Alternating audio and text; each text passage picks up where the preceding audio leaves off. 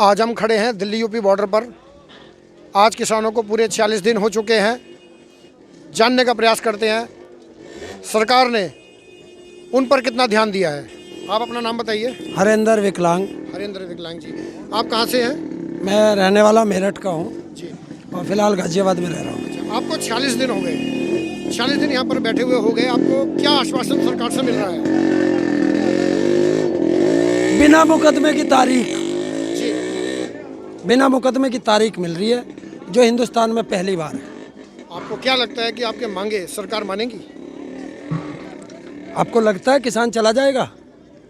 ये आप बताइए, किसान जाएगा नहीं जाएगा? आपने क्वेश्चन किया ना, सरकार मानेगी। जी, सरकार को मानना पड़ेगा, ये देश का किसान कह रहा है, तो मानेगी। थोड़ा समय लगेगा, मानेगी जरूर। आपकी क्या मांगे हैं सरकार से, वो बताइए। तीनों बिल वापस, जी, एमएसपी पे गारंटी का कानून जी, और स्वामीनाथन की रिपोर्ट संपूर्ण रूप से धरातल पर लागू। आगे की क्या रणनीति है अपनी? 26 जनवरी 26 जनवरी पे क्या है आपका? 26 जनवरी के परेड में चलेगा पूरे देश का किसान। आपको परमिशन देगी सरकार? परमिशन किस चलेंगे? हम पाकिस्तानी हैं, चाहे चीन के हैं, अमेरिका के हैं, पासपोर्ट लगेगा। जी, पासपोर्ट से परमिशन देंगे? देश हमारा, पर्व हमारा, जी, उत्सव हमारा, जी। तो जाएंगे कौन? अगर सरकार अड़ंगा उठाती है, जाने नहीं देती, उस विषय में आप क्या कहना चाहेंगे? देखिए, असली राष्ट्रवादी और फर्जी राष्ट्रवादी का सर्टिफिकेट बटेगा 26 जनवरी को। जी, तो हम वो सर्टिफिकेट देखेंगे। हमारे हाथ में तिरंगा होगा, जी, ट्रैक्टर पे तिरंगा होगा, और जो तिरंगे पे पानी फेंकेगा, जी, जो तिरंगे का रास्ता रोकेगा, जो तिरंगे पे आंसू गैस के गोले फेंकेगा, वो इस देश का सबसे बड़ा गद्दार होगा, फर्जी राष्ट्रवाद होगा। और जिसके हाथ में तिरंगा होगा, वो पक्का राष्ट्रभक्त होगा। एक बात मैं जानना चाह रहा हूँ, मोदी सरकार ये कहती है कि आपको विपक्ष के लोग भड़का रहे हैं और आप भड़क रहे हैं, उस विषय में क्या कहना चाहेंगे? ये तो राजनेताओं का काम होता है जी, कि जिसकी सरकार होती है उनके दूसरे भड़का रहे। 2014 से पहले दूसरी पार्टी कहती थी कि ये भड़का रहे हैं, हमें पता ही ना आगे हमें। अच्छा, हम भड़के कहाँ?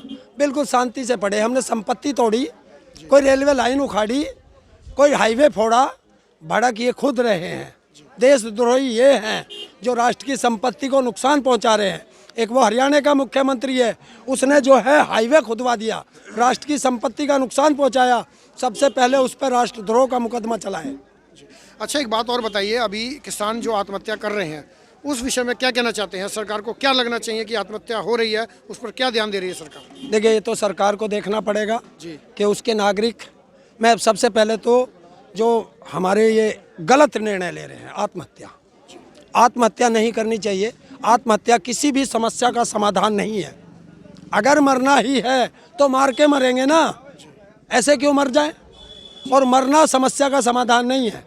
एक नेचुरल डेथ होती है, वो तो मजबूरी है, वो तो ईश्वर की है, प्राकृतिक है, लेकिन आत्महत्या नहीं करना चाहिए।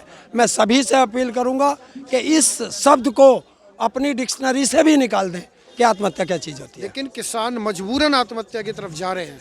आत्महत्या समस्या का समाधान है क्या? बताइए आप। समस्या का समाधान नहीं है। बिल्कुल नहीं। तो मैं उनसे अपील करता हूं कि आप ऐसा निर्णय ना लें जिससे सारी सृष्टि को दुख होता है।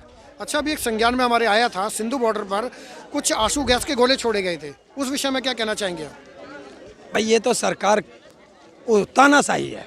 अच्छा, ये हिंदुस्तान के अंदर लोकतंत्र खत्म हो चुका है, जी, सिर्फ तानाशाही है।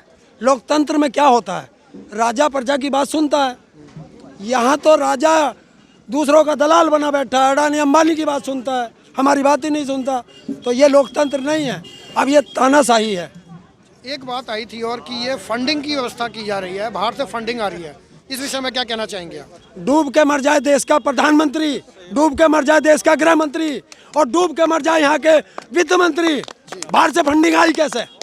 2014 से पहले यही देश का प्रधानमंत्री दिल्ली के अंदर भाषण दे रहा है कि दूसरी सरकार को कि आईबी तुम्हारी, आरबीआई तुम्हारा, सरकार तुम्हारी, सारी संवैधानिक व्यवस्था तुम्हारी, फोर्स तुम्हारी, फिर हम यहाँ फंडिंग कैसे आ गई? बात ये भी आ रही है निकल के, जो व्यवस्था खान पान की हो रही है, वो कहते हैं इसके पीछे भी एक षड्यंत्र है, उस विषय में क्या कहना चाहेंगे आप? देखिए, क्या षड्यंत्र है। जी, गेहूं हमारे उगता, जी। चावल हमारे, जी। दाल हमारे, जी। मटर हमारे, गोभी हमारे, आलू हमारे, गुड़ हमारे, दूध हमारे, सब चीज तो हम उगावे और खावे। इन्हें खुआ दे गोबर, ये जो बैठे संसद में। जी। अच्छा, एक बात और बताइए, एक सुनने में है कि जो आपके अलग राजनीतिक दल है वो आपके सपोर्ट कर रहे हैं इसके अंदर, ये बात भी आई है। आपने कभी देखा है? 45 दिन से आंदोलन चल रहा जी। है, कौन सा राजनेता हमारे मंच पे चढ़ा है? बताइए उसका नाम। ये आपसे जानना चाह रहा हूँ। अरे मुझे ये संज्ञान में आया है कि आप मीडिया हैं जी। कोई एक मीडिया की तस्वीर दिखा दीजिए। एक इंटरव्यू मैंने खुद लिया था, आपके विधायक थे, उनका इंटरव्यू स्वयं मैंने यहाँ पे लिया था। हाँ, और इसमें ये कहते हैं कि हमारे पे कोई राजनीतिक दल हमारे पास नहीं है। उस विषय में क्या कहना चाहेंगे आप? जिस भी विधायक का लिया, जी। किसी भी पार्टी का था, जी। उसकी टोपी सिर पे थी, उसका पट्टा उसके गले में था, कुछ था। एज ए किसान तो कोई भी आए, देश का प्रधानमंत्री एज ए किसान बन के आ जाए, हम उसको भी नहीं कुछ कहने के। जी जी जी। अच्छा, और क्या कहना चाहते हैं सरकार के प्रति आप? और क्या कहना चाहते हैं सरकार को? सरकार को सद्बुद्धि आनी चाहिए, जी। और अगर सद्बुद्धि नहीं आई तो सुन ले, मत छेड़ो किसानों को, लड़ना मुश्किल होगा। ऐसा इतिहास इस बार किसान लिखेगा कि सरकार को पढ़ना मुश्किल होगा। जी बिल्कुल, आप यहीं बने रहिए मेरे साथ। इनका कहना यह है कि इन्होंने एक प्रण ले लिया है, लीक लीक कायर चले, लीक लीक कायर चले, लीक ही चले कपूत, लीक छाड़ तीनों चले, शायर से सपूत। अब मैं आपसे जानना चाहता हूं कि यहाँ पर हम इतने भाई हैं और हम एक साथ जुट होकर बैठे हुए हैं यहाँ पर, हमने सोच लिया हमारी मांगे पूरी होनी चाहिए, और ये मांगे पूरी करने के लिए आप कहाँ तक जा सकते हैं? जब तक मेरे शरीर में प्राण है जी। मैं यहाँ से नहीं उठूंगा। और सुन ले मोदी, दूसरी बात भी, जी। उसी का जुमला उसी के बाहर। जी वो तो मैं करता, मैं बकरे की नहीं रही। हमें इस धरती की जी ये देश नहीं बिकने देंगे, सौगंध हमें इस धरती की, हम ये देश नहीं बिकने देंगे। सौगंध हमें इस तिरंगे की, हम इसे झुकने नहीं देंगे। और ये तीनों काले कानून वापस कराकर ही घर जाएंगे, वरना सीने पे गोली खाएंगे, अर्थी पे लेट के जाएंगे।